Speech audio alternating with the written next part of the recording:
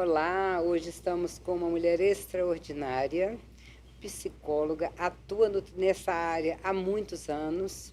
Ela trabalha com famílias, com casais, é uma pessoa extremamente preparada. Nós vamos falar hoje com Tânia Alves, que é a nossa convidada. Tudo bem, Tânia? Como Tudo você bem, está? querida? Estou bem, obrigada e obrigada pelo convite. Muito Muito bom. feliz, muito feliz. Eu sou Patrícia Calmon e agora vamos começar a nossa jornada. Eu digo jornada porque são tantos assuntos, né, Tânia? Tânia, como que isso começou, essa coisa de você se interessar pela mente humana, essa coisa de trabalhar com mulheres, que eu vi que o teu currículo tem muito sobre isso e é uma coisa que a gente trabalha muito nas nossas conversas aqui. Então, eu digo que elas me escolheram, né? Aí é bom, mais Eu não fácil. escolhi as mulheres, elas me escolheram. Ainda, Patrícia, no estágio da minha formação de psicologia, me marcou muito um contato que eu tive. Eu trabalhava com um grupo de mulheres em um fórum, né? E lá eu trabalhava com um grupo de mulheres que viviam em contexto de violência doméstica. Nossa, mãe. Então, esse processo da terapia era meio que compulsório. Eu trabalhava com um grupo de mulheres e alguns colegas trabalhavam com um grupo de homens, que eram aqueles que praticavam a violência. E um dia recebeu uma mulher na minha sala e entrou aquela pessoa,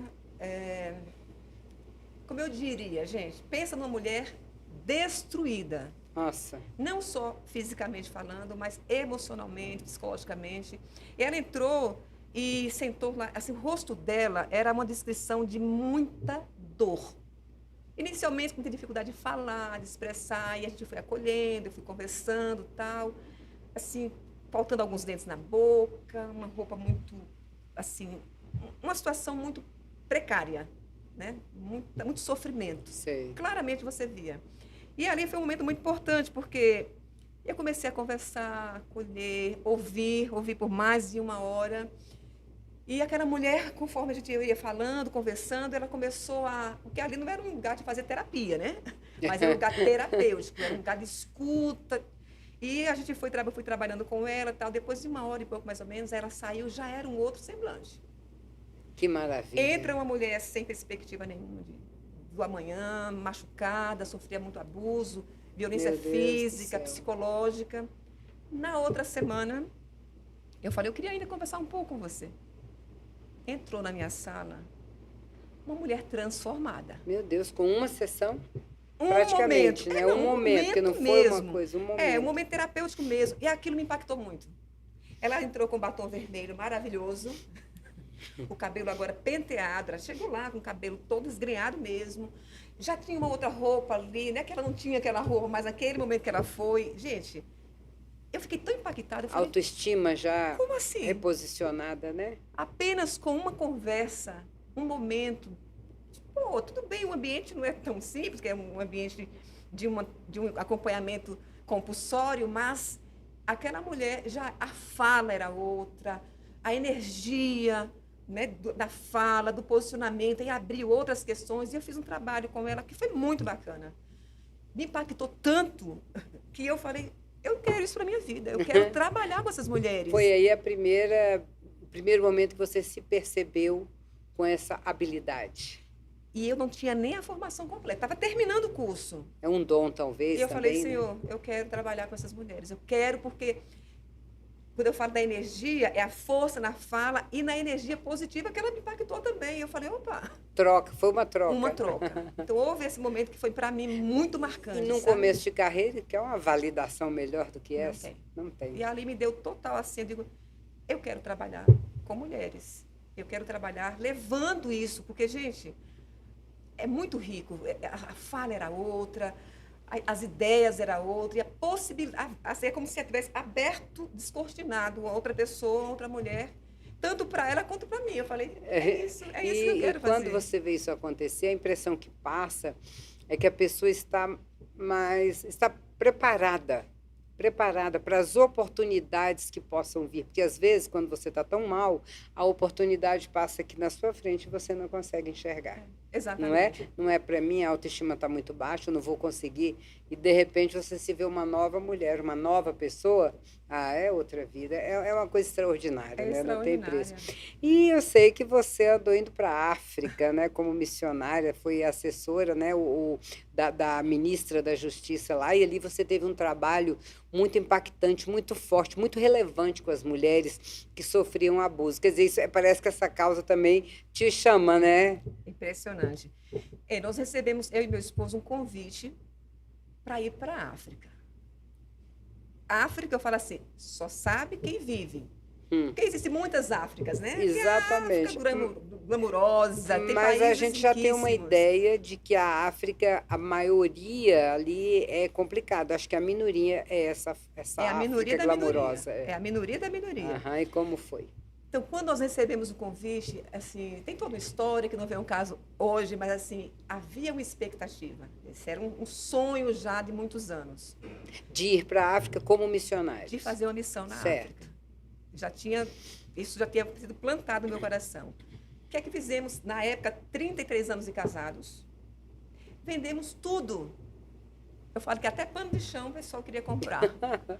Tudo foi vendido. E nós fomos para a África com 4 malas. Era tudo que nós tínhamos. 2 malas dele, meu esposo, 2 minhas. E uma barraca. Porque nós sabíamos que íamos para uma ilha, uma pequena ilha de menos de 200 mil habitantes. E fomos para a África com muitos sonhos, mas sem ter noção do que ia acontecer lá. Chegando lá, eu estava num processo de finalização ali, de um doutorado. Aqui no Brasil já tinha iniciado a ideia de que eu queria trabalhar, que era com mulheres, em contexto de violência doméstica. Isso aqui. Aqui. Aí você levou a ideia Aí, para lá? Exato, porque no período que nós fomos convidados, era justamente o meu início da pesquisa da tese. Cheguei na África, o país não é tão grande, e logo me tornei mais conhecida e eu recebi um convite para trabalhar com a ministra da Justiça. Interessante que quando a gente fala assim, qual é a língua desse lugar? A língua é português, assim como nós aqui no Brasil fomos, né, colonizados pelos portugueses. Sim. Aí você fala, estou em casa. É a minha língua? Só que Mais não. ou menos, né? Porque eu acredito que você deve ter encontrado, apesar da língua ser familiar, mas eu acredito que costumes, cultura, a maneira de lidar com situações totalmente diferente. Fala um pouquinho para a gente como foi isso. Patrícia, totalmente diferente. Sem contar com as diferenças mesmo da língua, né? Claro. Várias situações lá, o português em Portugal, ele tem uma diferença. Importante até para nós. A cultura é outra percepção de mundo. Totalmente diferente, o relacionar-se com o outro, consigo mesmo. É uma ilha onde a maioria não vive pensando numa oportunidade. Eles vivem aquilo que eles têm para aquele momento. Agora, um parênteses, eles têm essas oportunidades? Você enxergou isso ali? Porque é claro que às vezes você não enxerga a oportunidade por uma situação como essa mulher chegou lá para conversar com você. E outra situação é que às vezes você realmente, em um ambiente muito hostil, talvez não tenha mesmo. Você acha que seria isso? Tem muito dessa questão de não ter mesmo como fazer diferente. E aí, como levar a vida apesar disso? Então, você vive o dia de hoje sem pensar literalmente no que vai acontecer amanhã. Isso a maioria. Sei. Né? Expectativa nenhuma de uma vida melhor. Zero. Claro que, como todos os lugares, tem aqueles que vivem outra realidade, especialmente o pessoal o político, né? Que também não é muito diferente aqui do nosso país. Isso é uma realidade mundial, né? Exato. Eu acho que é uma coisa que é igual no Isso, mundo inteiro. Pelo menos isso. Mas aí o que acontece? Chegando naquele país, conhecendo e vivendo, eu falo assim que dói na pele. Você viver, entrar em é um mundo totalmente diferente do seu. Entre erros e acertos ali, aprendendo, crescendo, mas me vem assim muito forte. O país é lindo, tá? É uma ilha linda e maravilhosa. Muita pobreza e, ao mesmo tempo, muita riqueza. Que riqueza é essa? Você está com fome, você vai pescar e você vai ter o que comer. A fruta-pão, que não é conhecido por muitos aqui, né, no Brasil. Eu já ouvi falar, mas realmente... A fruta-pão é uma fruta que lá o nome dela é fruta. Aqui é fruta-pão, ela é só fruta. Eu, como pernambucana, conheço de muito tempo. E por que fruta-pão lá? Ela tem uma aparência, alguma coisa? É uma fruta redonda assim, verde, ela é verde. Né? Mesmo madura, ela é verde. Uhum. E é impressionante que, se você for olhar aqui no Brasil, ela tem a época de dar, que ela produz. Lá é o ano todo. Que coisa, hein? Porque O Deus é muito. perfeito, né? Deus. Ele faz tudo, ele já sabia o que aquele povo ia passar por razões alheias, que não é aqui agora o momento, mas ele, apesar de tudo, ainda Gente, provê ali o socorro. é lindo, é o ano todo e muita fruta-pão. Então, tá. Então, muitas pessoas, lá não é aquele país da miséria, de não ter nada para comer, como a Somália, outros países da África. Lá tem. Então, de certa forma, você tem uma certa condição. Desse jeito que eu estou falando. E tem aqueles que vivem outra realidade. Mas o que me impactou muito, bastante mesmo, foram as palaieiras. O que é isso? Mulheres que vão para a feira vender tomate, frutas, verduras, peixes. E elas Aqui seria a feirante. é uma feirante, só que é diferente, né? A maioria, e esse é um mercado público que tem lá, e elas vendem tudo meio que no chão. Depois da pandemia, mudou alguma coisa lá. Eu fiquei sabendo que teve uma mudança lá. Ah, para Mas, melhor? pelo menos o mercado disse que não está mais naquele lugar. Então, não vou dizer que é para melhor ou para pior, porque pode só ter transferido. É. A Mas, condição você não sabe. aquelas mulheres, sabe quando você vê no olhar, na fala, no gesto, um peso, uma Meu dor. Deus do céu. E elas passam o dia todo, acordam de madrugada, saem lá, porque eu morava aqui na capital, né? E elas vêm lá dos sítios interiores, lugares muito distantes, a pé. 3 da manhã, até chegar no lugar de vender ali um pouco de fruta, alguma questão, para voltar e comer daquele dia aquilo que vendeu. Meu pai. E era muito comum ver isso, essas mulheres, né, com balaio na cabeça, vendendo e tal. E aí me chamou a atenção, eu falei, eu preciso fazer alguma coisa aqui. Quando você chega, o impacto é muito grande. Depois você coloca o pezinho no chão e fala, por onde eu vou começar? Eu ia te perguntar agora, os desafios devem ter grandes. sido enormes. Quais foram os maiores que você encontrou, tanto na sua vida como pessoa, como mulher ali, como ser humano, cidadã, vivendo num país estranho, porque você tem que adotar os costumes, mais ou menos, Sim, né? sim. E como profissional também, porque a sua vida consolidada aqui, como excelente terapeuta que sempre foi, e fazer essa mudança toda para atuar num local totalmente diferente. Que eu acredito que você foi primeiro como esposa. Chegando lá que você Eu fui como uma missionária também, mas mas assim, sempre... não focada no que você passou a trabalhar. Não, de forma alguma. Então, Né? é isso que Assim, lá você me chega... deixou intrigada. Então, eu fui como voluntária, né? E aí veio esse convite que você fez menção. Eu fui ser assessora, logo ela me fez um convite, eu fui trabalhar como se fosse a Polícia Federal do país. Certo. Então, tinha um gabinete onde eu atendia esse grupo que não era fácil. Eu atendia mulheres, meninas, jovens, adolescentes que sofriam abuso, violência doméstica. Meu pai. Isso pelo companheiro e, no geral, por homens que... Muitas casas, aqui nós tínhamos muito a favela, ainda temos, né? Tem. A favela onde tem só a casa. Casas tipo germinadas. E de muito madeira. ligadas, de madeira. Que histórias horripilantes, o cara chegar e bater o pé na porta, entrar e estuprar todo mundo e violentava. Então, Ai, isso era uma nossa, prática, infelizmente, que eu acompanhei nesse contexto. Aí você imagina, né? A mulher, a missionária, e agora não era só uma missionária, estava representando no país e cuidando dessas mulheres que chegavam muito machucadas, sem perspectiva nenhuma, não tendo a quem recorrer. Ela ia recorrer a quem? Não tinha a quem recorrer. Simplesmente acontecia.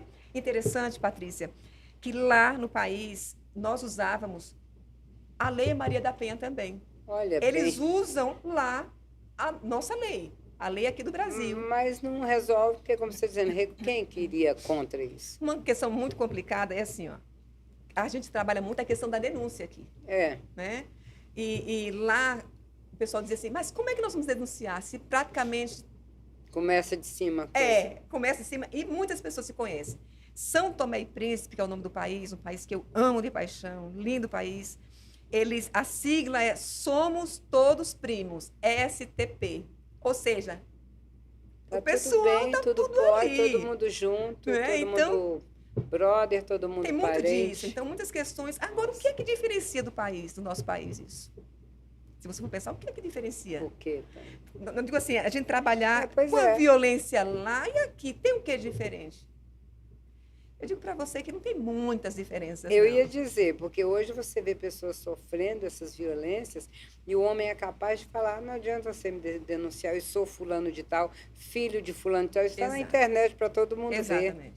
E aí a mulher vai Incrível fazer o isso. quê? Se ela não for muito valente, não tiver muito bem posicionada e financeiramente equilibrada, eu trato muito isso, Tânia, eu faço muito podcast tratando essa parte, que uma mulher com dinheiro no bolso, ninguém abusa dela.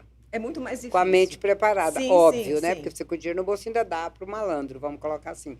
Mas uma mulher que esteja firmada, preparada emocionalmente, e eu quero até ver com isso daqui a pouco no nosso bate-papo aqui, e ela podendo ver uma oportunidade de empreender, de se libertar, é outra vida, né? É outra vida. E então, realmente, a diferença entre lá e aqui, eu acredito que está, acho que na maneira como a pessoa começa a enxergar e tentar sair disso de alguma maneira. Aí você que vai nos dizer como você trabalhou isso lá. Então, lá era mais esse acolhimento e sempre com o olhar de fortalecer, né?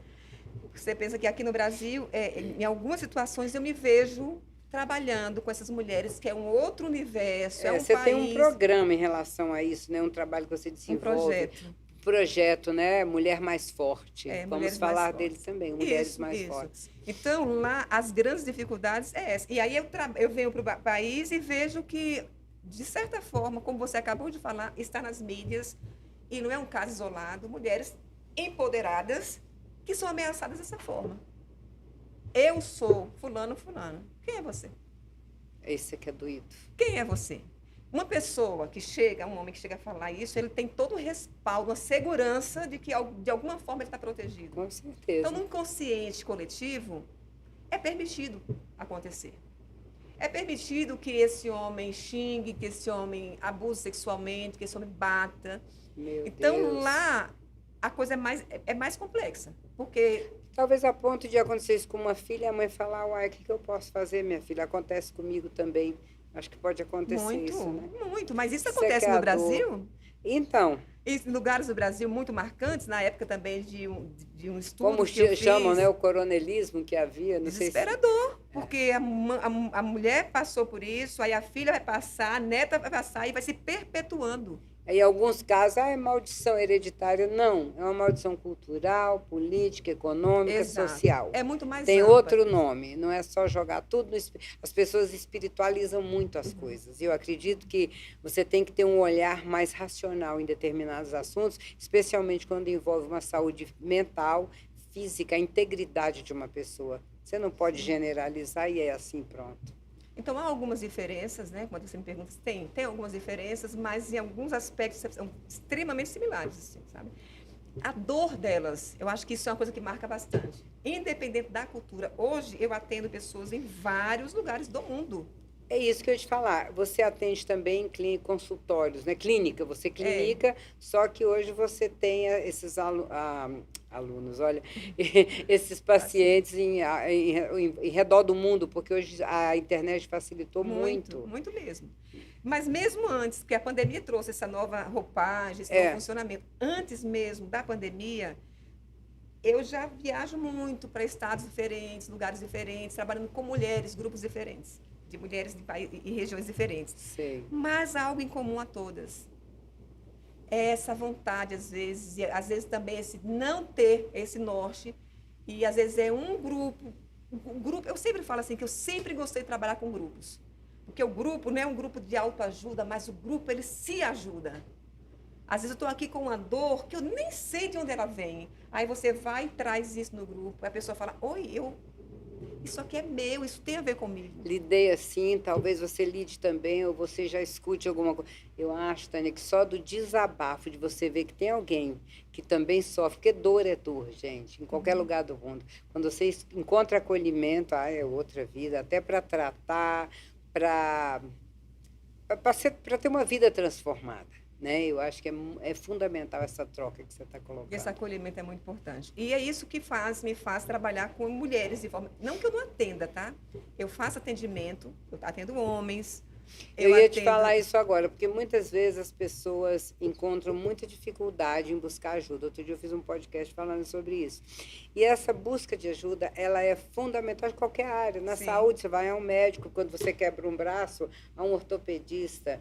Você está com problema nos olhos, você vai a um oftalmo. E por que não, quando você está com a emoção machucada, atrapalhada, você não pode procurar um terapeuta, um psicólogo, um psiquiatra, às vezes, para te tirar de uma crise? Sim. Por quê? O que você sente em relação a esse tabu que é criado em relação a procurar uma ajuda psicológica, emocional? Primeiro aquela história, né? Os homens não foram preparados para falar de dor, né?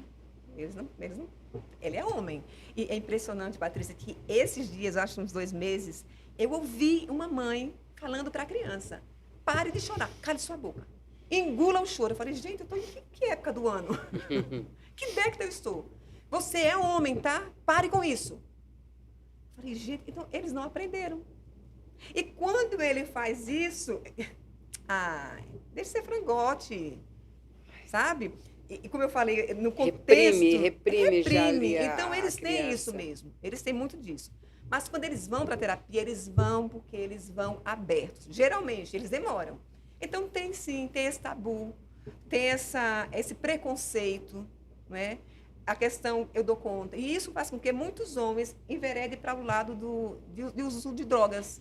Eu coloco até, às vezes, algumas vezes nos podcasts que eu falo muito também para mulheres, sem contar que você é palestrante também, eu acho que esqueci dessa parte que hoje é fundamental você levar, transbordar em lugares que às vezes as pessoas nem comentam sobre o assunto porque não tem abertura, né? E eu percebo que nós precisamos ter esse trabalho que você faz, que ele é fundamental, porque as pessoas estão se afundando dentro de si mesmas, sem essa possibilidade de buscar ajuda fora, aonde pode encontrar. Porque o grande problema é buscar ajuda no lugar errado, eu acho. Sim, sim. É muito sério isso. Sem dúvida. E às vezes você vai para um poço que está seco. Exatamente. Né? É essa ajuda interna, muitas vezes. Que você, tendo um suporte, aí entra a importância de um profissional, muitas vezes, né? Às vezes você... Porque as pessoas confundem um pouco. Não, meu marido, eu escuto muito isso, daquelas mulheres que são muito dependentes emocionalmente do marido. Não, meu marido é meu psicólogo. Eu já acompanhei várias situações. Mas eu converso, desabafo com ele, falo, cara, é muito bacana isso. Você ter o seu esposo como um amigo, alguém que você possa desabafar, conversar e tal. É terapêutico isso. Isso é extremamente saudável. Até mesmo ter uma amiga que você chega, bate um papo, saia para tomar um suco, coisa do tipo. Mas é diferente de um trabalho profissional, onde a pessoa vai dizer assim, olha, tá seco aí, mas olha direitinho, olha de novo. Tem uma aguinha ali que pode... Tem alguma coisa. Brotar, tem uma nascentezinha aí. Mas tá seco. Não, mas olha direitinho. Aí eu me lembrei agora de Brasília, eu acho fantástico Brasília. Seco, ficamos quase 170 dias sem ter água naquele lugar. E eu fico olhando, eu moro num condomínio onde eu tenho um privilégio de ter uma vista linda, de muitos verdes e tal. E tem uma região que não é meio seco ali. E eu andando na cidade também, seco. Eu falo, gente, isso é fantástico. Uma semana de chuva se transforma. Volta tudo. Incrível. E a gente faz mais ou menos isso como terapeuta. Olha que bênção, que maravilha. Está seco, chegou ressequida, como essas mulheres que eu falei. Essa mulher aqui, que no início do meu trabalho como psicóloga, lá em São Tomé, marca muito um contato que eu tive com uma mulher, um grupo que eu gostaria, inclusive, de trazer para você. Meu trabalho lá foi muito disso, de trabalhar e descobrir o que ia fazer. Mas com relação a isso, o psicólogo, ele dá ferramenta. Exatamente. Olha, você tem essa possibilidade. Cava mais um pouco. Olha um pouco para fora. Porque quando eu estou olhando para dentro, olha só como me limito a olhar para cá. Eu não estou vendo a Patrícia, a roupa dela, a cor dela, se está usando isso, aquilo. Mas quando eu redireciono meu olhar, ou seja, está seco, mas há possibilidade. Aí essa mulher vai, começa a mexer, começa a cavar e começa a minar. Ou seja, brotar. Buscando dentro de água. si, porque está tudo com a gente, né? Tá tudo dentro. Não adianta. Ontem eu até falei outro dia falando aqui, você, em vez de ficar escutando as vozes aí fora, escute a interna, aquela que é ligada, né, com o divino, aquela coisa que você escuta e às vezes não coloca em prática pela falta aí já do externo correto de um profissional. De ferramentas, né? Você falou aí agora pra gente essa coisa da dependência emocional da mulher. Eu falo muito isso. A mulher se emancipou.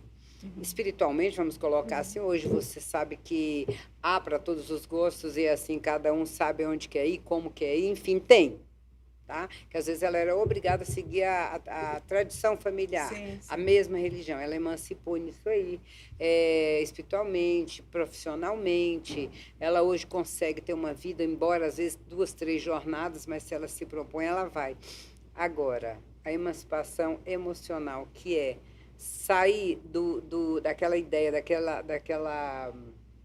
não é nem zona de conforto, não, daquele, como é que fala? Aquela coisa cultural. Sim, sim. Tem que ter um marido ao lado, tem que ter. Eu sou viúva, e depois que eu fiquei viúva, tanta gente pergunta o que é que eu vou fazer. Eu digo, eu não sei, nem estou pensando nisso, porque não é uma coisa que você. Agora vou. E presta atenção, a pessoa se casa, já vem a cobrança. Vai ter filho? Aí tem um filho, só vai ter um. Gente, a sociedade o tempo inteiro está preocupado com o estereótipo, e quando, na verdade, você tem que ter essa emancipação emocional para você decidir a sua vida, né? E a questão da ajuda, você falou dos homens. A pessoa, para ser ajudada, ela tem que querer, não é isso? Sim, sim. Não adianta alguém, vou levar meu filho, aí leva lá na sessão. Acho que não funciona muito, né? Acho que a Não, pessoa tem que terapia. querer. Fala um pouquinho para a gente mais, assim, dessa emancipação emocional da mulher, que é necessária. Não desligar do homem, não é nada disso. Porque eu sou aqui contra esse negócio de radicalismo, feminismo masculino, machista, não. É a questão de uma saúde mental. Tanto da emancipação e quanto da questão da pessoa querer dar a mão para sair do poço. Isso que você falou é muito, muito verdade. A terapia ela só funciona quando você quer. Né? É muito comum as mulheres, olha, eu quero fazer sessão de terapia de casal. Sim. Aí eu falo, excelente, vamos trabalhar. O outro quer? Aí eu estou vendo, tá, ele só vem se ele quiser, por quê? Você vai perder seu tempo, seu dinheiro e o que é mais precioso para mim, o meu tempo. Então, não, resolve aí primeiro. Tá. Uma questão importante quando você fala dessa questão da dependência emocional, e aí entra muitas questões, né? Porque geralmente a gente fala de dinheiro, né? Eu não saio do relacionamento abusivo porque eu não tenho condições. Patrícia, eu já vi mulheres sair absolutamente sem nada. Minto. Com 3, 4 filhos arrastando, sem ter para onde ir e não ter o que fazer da vida. Quando ela está resolvida de alguma forma, emocionalmente, psicologicamente, até está muito ferida, mas entende que não tem como permanecer naquele lugar abusivo, ela vai sair. E aí me vem um trabalho que eu fiz lá na África com mulheres em lavanderias públicas. Como eu te falei, marcou muito, é muito claro para mim esse contexto onde elas iam para o mercado vender ali suas poucas frutas, né, para sobreviver aquele dia. E eu andando pelo país, eu vi que tinha em bairros diferentes, zonas que eles falam diferentes, lavanderias públicas, porque a maioria não tinha água encanada como nós temos em casa, não tinha. Então aquelas mulheres se reuniam ali, se reúnem até hoje, para lavar suas roupas. E aí eu me aproximei, eu falei, eu penso que ali é um lugar que eu posso, de alguma forma, levar algo que possa fortalecer essas mulheres.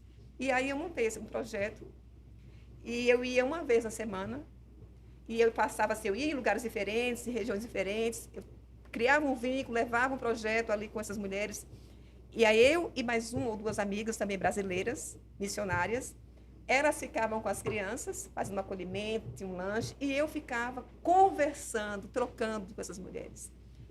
A dependência financeira, não precisa nem falar, né? É grande. Mas, por outro lado, uma boa parte dessas mulheres, para se manter e para sobreviver, elas não podem esperar pelo marido. Elas não esperam pelo marido. Então, é muito comum lá você ver a mulher sofrendo ali de madrugada, vendendo o dia todo, um sol escaldante, e o marido passeando na rua, belamente. Só lá? Passeando. Feliz da vida, né? Aí fala, não sabe que eu não tenho dinheiro. Aí ela não se dá conta que ela está segurando uma onda pesada dentro de casa, que ela sozinha, a vida seria mais leve, talvez o dinheirinho que ela ganha ia render mais. É a dependência emocional. Aí a gente entra nesse aspecto, né? Emocionalmente, porque essas mulheres, elas não dependem financeiramente desses homens. Elas já têm algumas, e eu não estou generalizando, tem Sempre vai ter uma exceção, mas no geral. É, sempre a exceção. Como a gente fala para muita gente, é bom lembrar que a exato. grande maioria, infelizmente, é assim mesmo. Então, muitas sobrevivem sozinhas, financeiramente falando, se vira, dá o seu jeito. Mas tem uma questão cultural muito forte. E aí eu falo assim, gente, é um diferente que não é diferente. É mais similar do que não. Olha só. Naquele país, uma mulher que não tem um homem, ela é extremamente hostilizada. Ela não é ninguém. E se ela não tiver filho, acabou. Nossa. Ela tem que ter um homem. Quem tem que ter homem? Cadê homem? Se você não tem homem, você não é ninguém. Então, há uma dependência, tem uma questão cultural muito forte, porque se a mulher não pare, não tem, dá filho para o homem, tem casos que eu, inclusive, acompanhei, onde a sogra ia lá e falava, sai você e entra outra, que pode dar filho para homem. Porque se ele não é pai e se ela não é mãe, ela é. Então, há uma necessidade, eu preciso ter. Não importa se ele vai ter a mim e outras mulheres, porque também essa questão da poligamia lá é muito forte.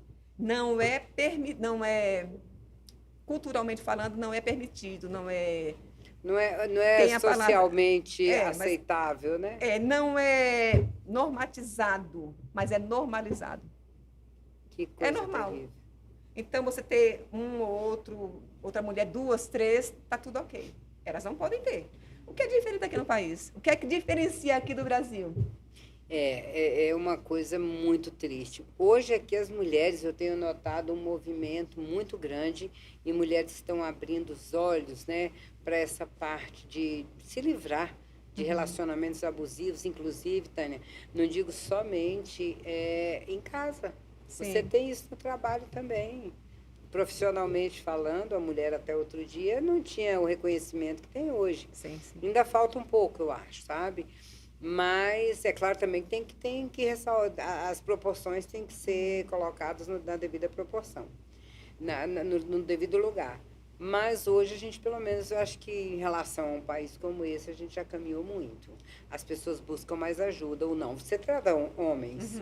Antigamente nem se cogitava um homem ir a um terapeuta ou dizer que tem uma fraqueza ou que tem um vício, que às vezes está atrapalhando um casamento, e ele queria sair, ali morria naquele sofrimento, destruía uma família e não buscava uma ajuda. Hoje eu acredito que já mudou muito, né? Sim, mudou. Estamos caminhando, né? Comparando com o passado. Sim, sem dúvida. Hoje você já... Acho que agora esse trabalho árduo que está na mão de vocês, né? Dos terapeutas hoje, psicólogos, é muito árduo, porque é uma coisa extraordinariamente grande, importante, que é mexer no universo. Meu pai dizia, cada pessoa é um universo. Imagina 2 universos numa casa só, com mais outros universozinhos. Que loucura, não é? Então, se não procurar uma maneira de trabalhar isso, eu acho que as famílias estão fadadas ao fracasso. E você trabalha muito com família, né? Com casais. Sim. E eu sei que você tem um método, que você desenvolveu uma abordagem, não é um método, uma abordagem recente. Eu não vou dizer novíssima, porque hoje está tão complicado falar de tempo, mas não é uma coisa tão antiga, que a abordagem é EMDR. Você pode falar para a gente um pouquinho o que é isso? Tá. Como que funciona, como é feito? Então, Patrícia, é uma terapia, como Gestalt terapia e tantas outras, terapia humanista. É uma abordagem que eu trabalho, né? Não é que eu desenvolvi, mas eu trabalho, eu tenho essa formação em EMDR, que é uma terapia que eu falo assim, gente, é fantástica, né? A gente trabalha com traumas complexos, e não só com traumas complexos, mas alguns transtornos, como depressão, ou transtorno de ansiedade. É muito amplo. E a gente trabalha de que forma? Vamos pensar que nós vivemos, por exemplo, eu tenho já 57 anos que eu fiz ontem, né? Parabéns! Olha, quase que comemorando aqui com a gente, isso é um privilégio. Pois é. Mas o que eu já vi, o que eu já vivenciei na minha vida. Certamente, eu digo assim, ninguém passa nesse lugar, nesse mundo, sem ter alguns danos, alguns traumas. No mundo tereis aflições. Tem de bom ânimo, porque eu venci o mundo. Então, olha só, e a terapia do EMDR, ela faz isso, ela reprocessa situações que não necessariamente são traumas, mas situações desadaptativas. Tânia, essa questão do trauma, rapidamente, Às vezes a gente não quer chamar de trauma, mas é um trauma. Ou mais grave ou mais leve. Aquilo ali, às vezes, te impede de andar. É uma coisa séria e você não considera. Porque a palavra trauma é pesada, mas ela é real. Sim, sim. É, por exemplo, quer ver, já pegando essa questão, né, do trauma em si, quando você pensa que é muito comum acontecer isso. Um exemplo, uma paciente de algum lugar do mundo chega com uma queixa que não está conseguindo, está para ser promovida e ela não está conseguindo pensar em assumir aquele cargo, porque é muito desafiador para ela, porque ela não se acha competente, ela não se acha capaz, ela não se permitiu até ali. Tá, ok. Em casa, como é que está com o relacionamento? Porque eu também trabalho com a sistêmica familiar, né? O indivíduo num contexto da casa, do trabalho, da sociedade, enfim, é uma forma holística, né? Tá. E aí ela vem e diz, olha, no meu relacionamento está muito difícil, eu não me sinto amada pelo meu esposo, sabe? Ele é uma pessoa boa, ele fala que me ama, mas eu não me sinto amada por esse homem. Então nós temos várias dificuldades no relacionamento e tal. Ah, vamos para a terapia, vamos reprocessar. Aí eu pego lá da infância, primeira, segunda infância e tudo mais, tá? Em algum momento ela fala assim, aí ela me traz uma situação, que como é que funciona o MDR? A gente tem uma memória, às vezes, que está muito clara na tua mente. Olha, eu vim tratar um trauma, assim, assim, aconteceu, um exemplo, um abuso sexual na infância. Ela traz o trauma. E uma boa parte dos traumas, ela está no inconsciente, de situações que viveu, e não tem noção de que aquilo está, de alguma forma, impactando, que foi o caso dessa pessoa. Aí começa a reprocessar ali, de 0 a 5 anos de idade, e vem uma situação que ela disse que não lembrava dessa memória, mas ela lembrou naquele momento que ela estava em casa e os irmãos dela estavam batendo nela e ela chorava e ela pedia, né, chorava alto e essa mãe e a mãe não estava ali. Mas ela não começou com essa fala, ela começou dizendo assim: eu tenho um sentimento de muito abandono, de rejeição. Mas de onde vem esse sentimento? E a gente vai reprocessando. Como é que a gente reprocessa? Tem algumas formas de reprocessar um trauma. Você pode fazer o trauma, reprocessar através de movimento ocular, não é?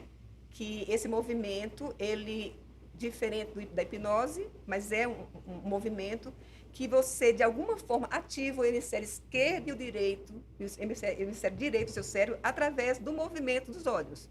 Que eu posso fazer isso fazendo um movimento de estimulação bilateral, que é batendo de um lado e outro, né? Eu posso fazer esse movimento aqui e, através desse movimento,